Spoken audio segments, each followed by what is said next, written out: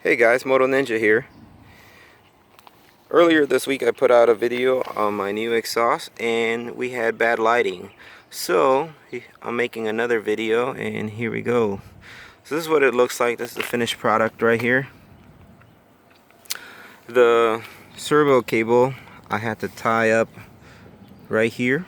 I didn't want to remove it completely. But that's what it looks like right here.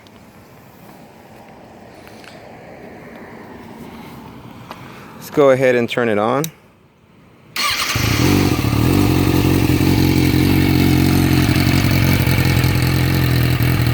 That's what it sounds like.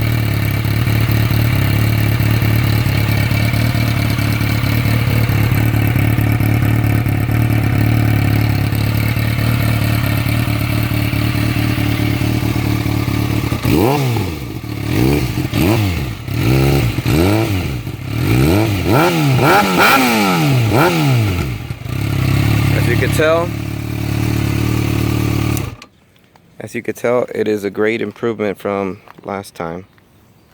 That's it.